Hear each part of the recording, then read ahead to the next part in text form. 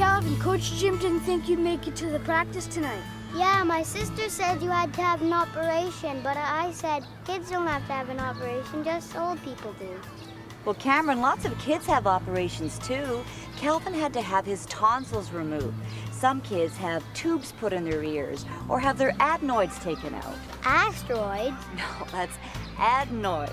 You see, adenoids and tonsils are like little germ vacuums in your throat and your nose. They're supposed to kill germs and stop us from getting sick, but sometimes they don't work properly. I remember before I got my tonsils out, my throat used to hurt all the time. You were very sick, Calvin. You weren't eating very well, and you had a fever very often. Connie, why do some kids need tubes put in their ears? Well, some kids get ear infections all the time. Ear infections? Earaches. I had an earache once. Mom took me to the doctor's and she gave me some antibiotics. You mean antibiotics, Mark? Yeah, that's it. But I didn't have to have an operation. Well, everybody gets an ear infection at some time or another, but some children get them nearly every day. And besides being very painful, these ear infections can cause children not to hear very well. And eventually they could lose some of their hearing. I know earaches hurt because I had one, but don't operations hurt too? Well, what did Dr. McRae tell you? Dr. McRae said that it was a trade-off. I could either keep having a sore throat and miss out on things like baseball, or I could plan the next time I have a sore throat and get it all over with. And he also bribed you, didn't he? Yeah, he said I could have as much Jell-O or as many popsicles that I could eat after the operation. That doesn't sound too bad. Would you boys like to hear about Calvin's operation? Yeah! The morning of the operation, Calvin had to be there very early. Yeah, it was like 3 o'clock in the morning. Well, it wasn't quite that early. It was about 7 a.m. You brought a friend with you, remember? Mom? Yeah, I'd bring my big bear if I had to have an operation. Yeah, you could pretend he was having an operation too. I think it's a good idea to bring your favorite critter when you have to do something you think is a little bit scary. I bet your big bear's around when you're not feeling very well. Or when I'm watching something scary on TV. I brought Mussy with me. And what very important job did Mussy do? Oh, he pressed the button on the elevator. That's right. The notice board said pediatric day surgery was on the 3rd floor. Do you remember what happened when we got off the elevator? That's when we met Nurse Nancy. She was very nice. Why do you think she was so nice? She's the one that gave me all the popsicles. That's right. Nurse Nancy also explained to us what was going to happen, remember? She said the surgery would take about half an hour, Calvin would be in recovery for about an hour, and I could go in as soon as he woke up. And then Calvin could come back to pediatric day surgery. Calvin, do you remember what they did?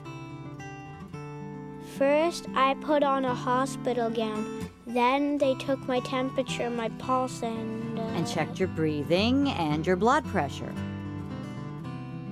Do you remember the porter that brought you to the waiting bay? Chris? Yeah, he was cool. He let me pretend my bed was a giant spaceship, and we were going on a secret mission. He also told me that joke. Okay, Calvin, let's have it. Why didn't the skeleton get his tonsils out?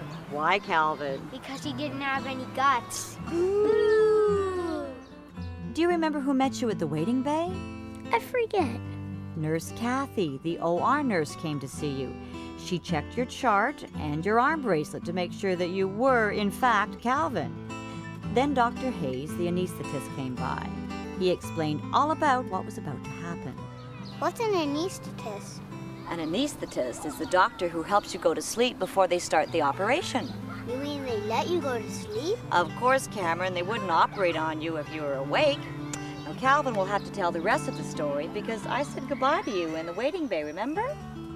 Nurse Kathy came with me. She said Mussy could come too, so I wouldn't be alone.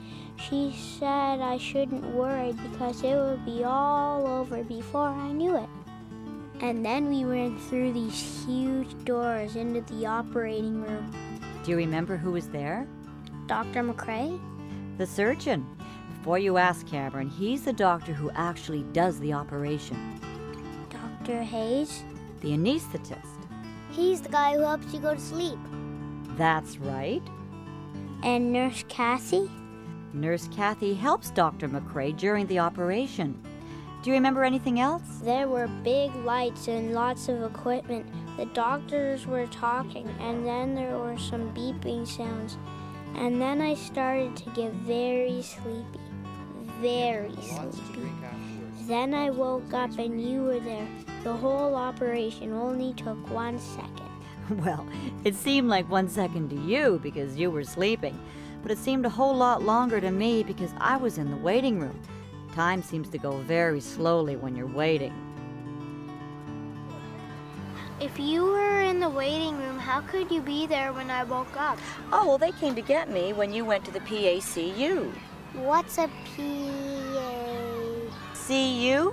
Well, that's a very special room that you go to after an operation. You stay there until you wake up. It has special equipment to monitor your breathing and things. When Calvin woke up, his throat was pretty sore, so Nurse Joyce, the recovery room nurse, gave Calvin a little medication. The next thing I know, Calvin's sitting up eating a popsicle. Then Chris came. He said he'd come to take my spaceship back, But you'll have to ride your ship laying down, Captain. Chris took you to pediatric day surgery where Nurse Nancy looked after you again. We were there for quite a long time. Oh, that wasn't so bad.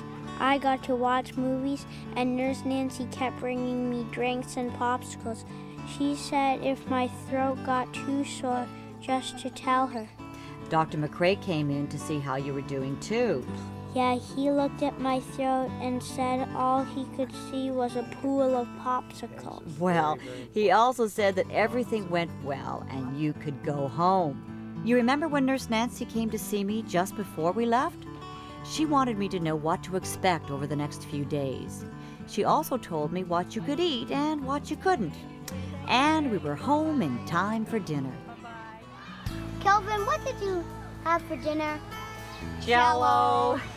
Honey, is that all that happens in an operation? Yes, Cameron, that's all there is to it. Why are you so concerned about all of this? My little sister needs tubes in her ears. I hate my little sister and all that, but I wouldn't want her to... Cameron, your little sister's going to be just fine.